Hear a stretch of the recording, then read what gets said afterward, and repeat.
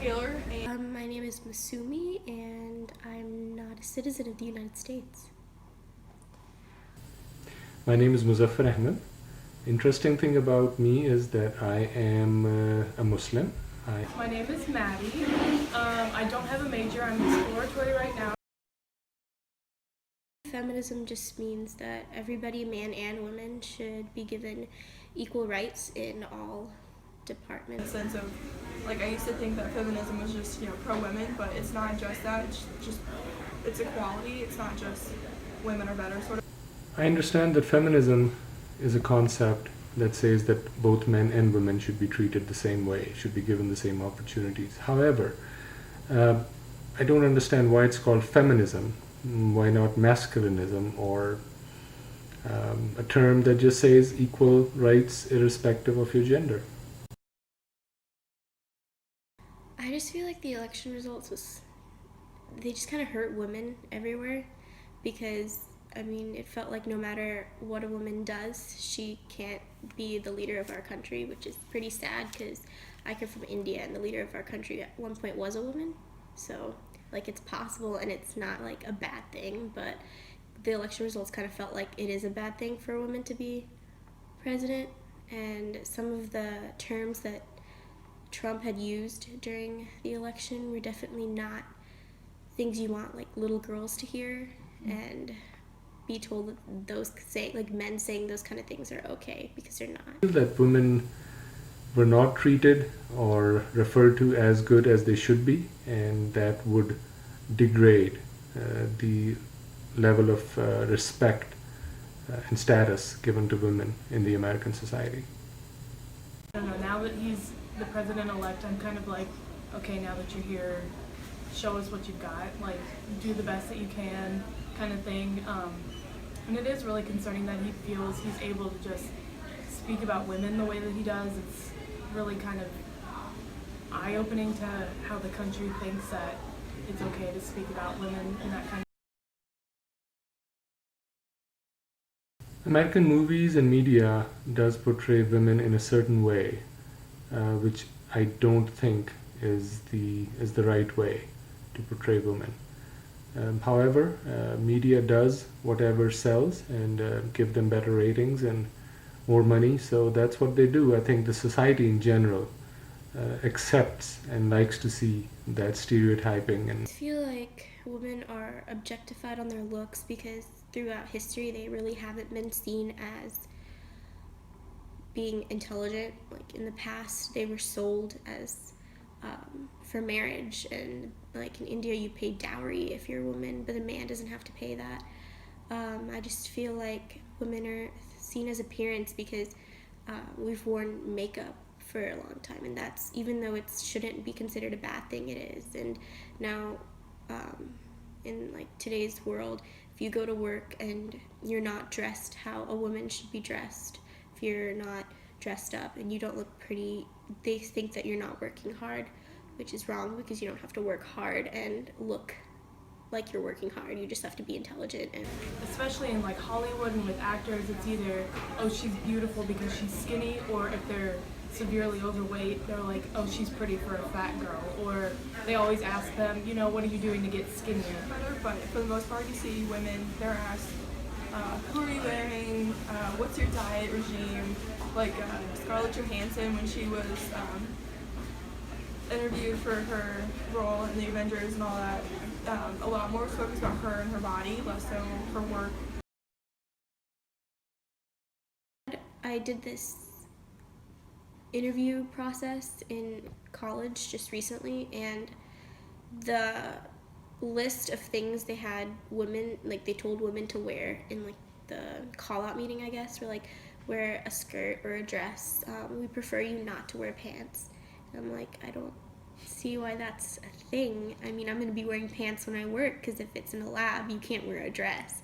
So why can't you wear a dress to the interview? Like, why should your first impression not be in the clothes like you're expected to wear in the lab just because you're a woman? Like, why can guys wear pants but girls can't? I have not felt biased based on my gender, probably because I'm a man, but I do feel that men and women are treated differently. the workforce. I just have not felt that because I was treated differently because of being a man, because I expected that men and women are treated differently, and I think that's normal. I'm not saying it's right or wrong. I'm just saying I've not felt a bias towards me. I just expect that men and women are treated differently. I'm interested in science, or I like studying technology, science, stuff like that. People are always like, well, that's great for a woman. Like, we need more women in that force. So it's kind of like people they're already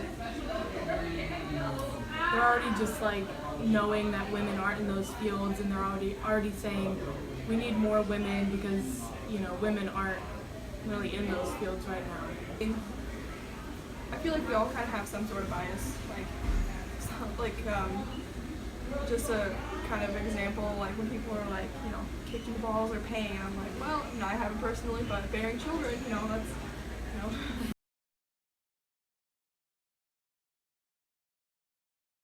Has a different story and a different experience, but I guess each experience stems off the fact that there are women, and that is how women are treated. If you consider that, like, I guess the word feminism is like a pretty derogatory word when some people think about it, but it really isn't. And the whole equal pay for equal work, like, that isn't as big of a deal as it should be. Historically, over centuries of human evolution, the role of women in the society was different compared to what it has been recently. And as time is passing, the role is changing. So I do feel that this statement is accurate to some extent, that as women are entering into new roles, they feel obstacles and they have to fight. I do agree. I don't know. I've never really thought, oh, I'm going to be the CEO of a company, or I'm going to be this big, you know, top level of a company. And I don't know that that's necessarily forced upon me, but, you know, whenever someone thinks of a CEO, they probably think of a middle-aged white male. So I feel that a lot of women and young girls kind of think, oh, I'll never be the head of a company. Maybe I'll make some good money in my life, but I'll never, you know, succeed as much. I feel like the challenges are different. Like, for maternity leave, I mean, I know for some people that's more of a struggle. Some people are blessed with better opportunities than others.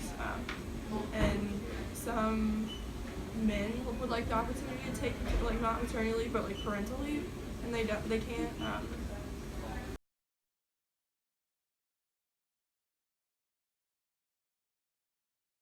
As I said, women roles are already changing, and as the time passed, the equality of the roles between men and women will continue to increase. At a time women were allowed to work, so I feel like it's possible, but in our country today, or every country that this is an issue, men and women really have to work together to make it a thing, and there are men and women who don't believe that it should be. There should be women leaders, which is kind of wrong, considering about like how many women voted for Donald Trump this year. And it just shows that right now the path we're going isn't the right path. Hillary running now was kind of like, oh, a woman? Like, how are we going to have a woman? And so I think it will take us a while to change, and it will take many elections and many runnings for it to more equalize. But I think, yeah, I can see it changing in the future.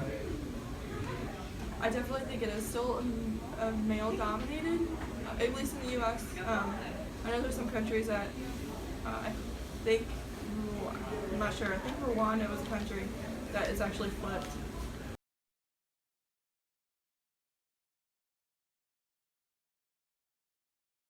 It's a recurring belief because you don't want your leader to be emotional, and you want them to not consider like emotional aspects when doing their job, and you want them to be fair and equivalent, but they don't believe that women can do that because we are so emotional. But I feel like that's the one thing that women have over men, because being women, we have a higher tendency to be able to relate to other people's emotions and have higher sympathy and empathy towards others, as well as understand others' emotions. So I don't understand why being able to understand someone else's emotions is a negative factor toward. I don't know. I don't think women are overly emotional. I think we are kind of taught, it's okay for girls to show their emotions, and it's okay for girls to be sad and giggly and happy, but boys, oh no, boys can't have emotions, boys can't show it.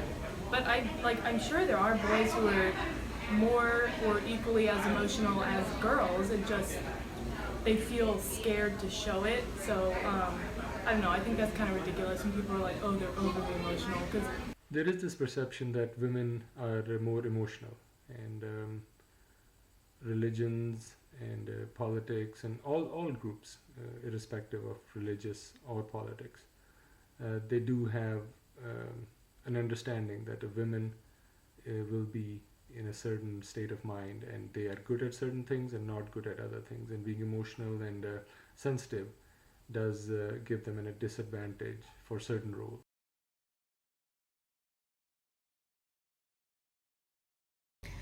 I feel like it will. I saw a video recently, I think it was on Facebook, and it just showed the difference between how Obama talked about his daughters versus how Trump talked about his daughter and women in general. I just feel like if you have a man who talks about his daughter by the way she looks and not how smart she is or how capable she is, which Ivanka Trump is capable and smart, but it's not what her father is focusing on. I feel like younger generation boys will grow up hearing that. We had the privilege of growing up and hearing all the things that Obama had to say about his daughters, which was, I want them to be like equal to boys and stuff like that. But little kids who are so easily influenced by media and like all the things that our leader can say are probably going to think differently than how we've been brought up to think by Obama. Change the way boys and girls are raised, because as kids grow in America, they look at the president in a very idealistic way. The president of the United States is a special position, and whatever the president says or does, or how he dresses up, how he looks at people, how he treats people, it does resonate with.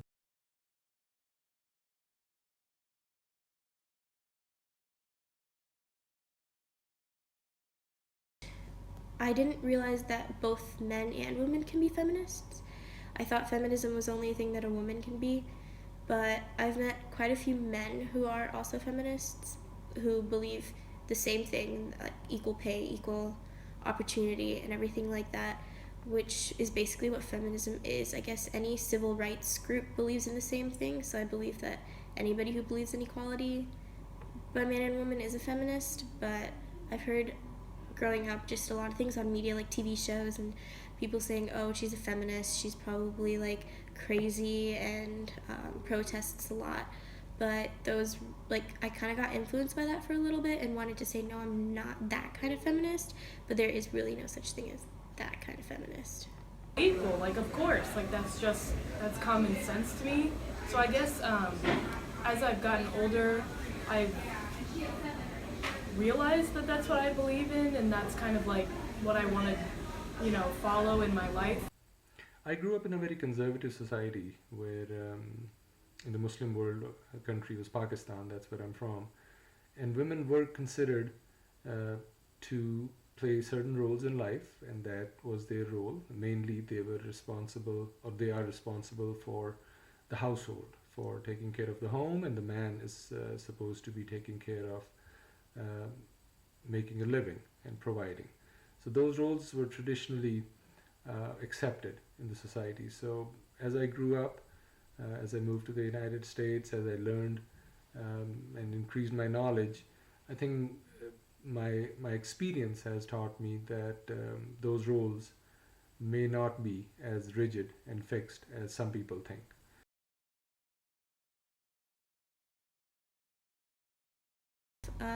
Malala definitely has. She has worked a lot for women's education, not just in small areas, but overall too, as affected. That Michelle Obama is a great influence, just because as the first lady, she's done quite a bit than just standing by the president and just saying speeches. She's done a lot for children's health.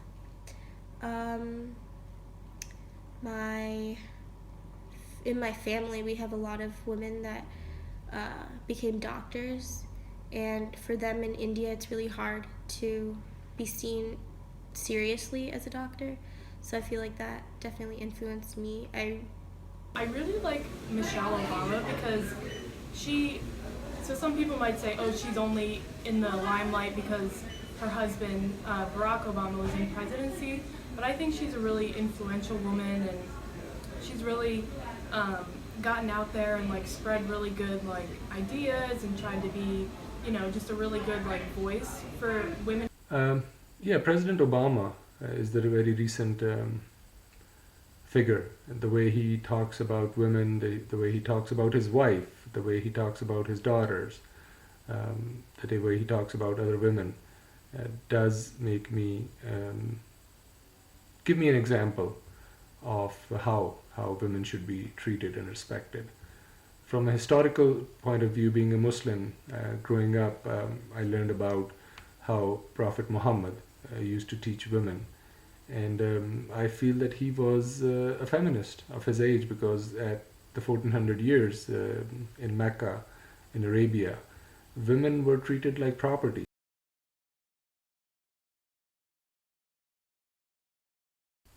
If we want people of all genders to be treated equally, we should show it in our behavior. We should start treating, leading by example. So talking is important. We should talk about it. We should discuss this with our friends and with our circles, within our circles. But I think the most important thing we can do is to show it by the way we treat men and women equally. I want people of all genders to be equal. We should really educate them on history. I feel like a lot of the reasons that people believe there really is a difference between men and women is because like biology and just history and how women and men have been shaped differently, and I guess like religious beliefs that women and men are different, but we really talk about that more. Women aren't just made to have kids, and we should really discuss the potentials and how our brains have the same functions, and the fact that men being smarter really isn't a thing. We have both like equal like ability in the world, and we should just talk about how women have tried really hard throughout history, which means they'll keep trying within the future. So it's really inevitable that women will eventually get equality because we're not going to stop trying.